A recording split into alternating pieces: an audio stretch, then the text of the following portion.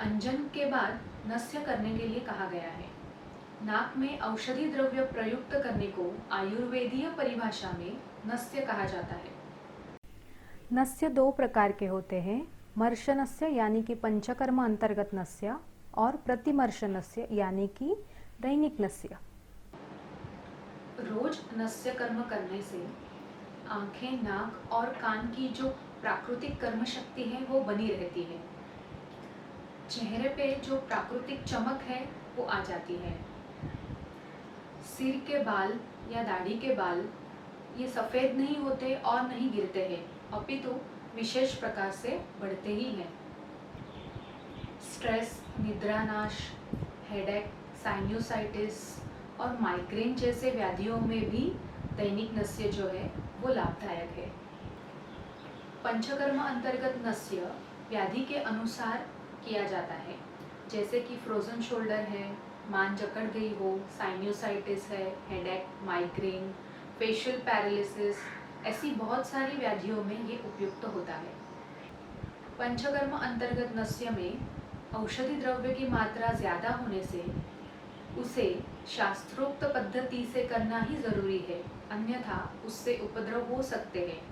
इसीलिए व्याधि अवस्था अनुसार वैद्य की सलाह लेके ही पंचकर्म अंतर्गत नस्य करना जरूरी है। आयुर्वेद में नस्य करने के लिए औषधि सिद्ध तेल या फिर घृत या फिर दूध या फिर औषधि द्रव्यों का काढ़ा या फिर उनका स्वरस या फिर गोमूत्र का उपयोग किया जाता है व्याधि के अवस्था अनुसार। पंचकर्म अंतर्गत जो नस्य होता है वो नस्य करने से पहले हमें पूर्व कर्म करना जरूरी होता है। उसमें नाक और सिर पे तेल लगा के मसाज किया जाता है और फिर नाड़ी स्वेद किया जाता है। उसके बाद ही नस्य कर्म किया जाता है। परंतु दिनचर्या में करने वाला नस्य यानी कि दैनिक नस्य जो है उसके लिए पूर्व कर्म की आवश्यकता नहीं होती है।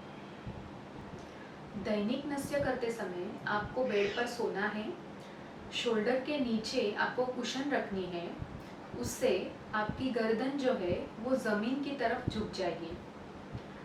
नस्य करने के लिए जो औषधि द्रव्य आप लेने वाले हैं, जैसे कि कोई भी औषधि सिद्ध तेल या तुप हो, तो उसको हल्का गर्म करना है।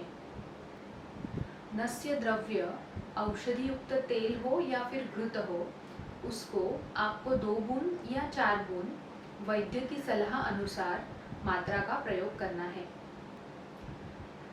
नस्य द्रव्य को 2 या 4 बूंद आपको हर एक नासापुट में डालना है। उसके बाद 1.5 से 2 मिनट तक सोकर फिर उठ के बैठना है।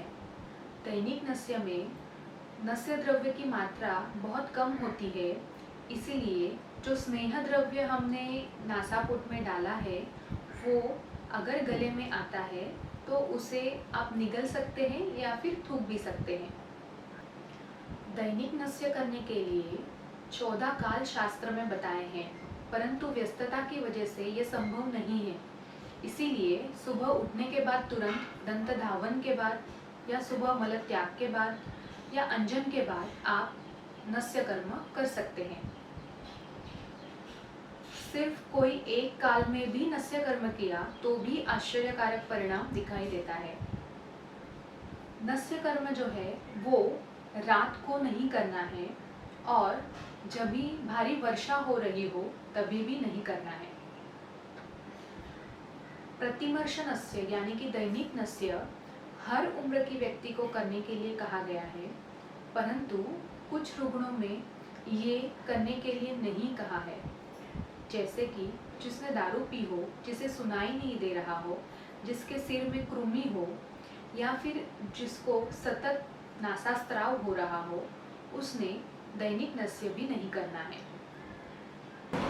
ऐसे रुग्णों में मर्श नस्य यानी कि पंचकर्म अंतर्गत नस्य करने की सलाह आयुर्वेद देता है।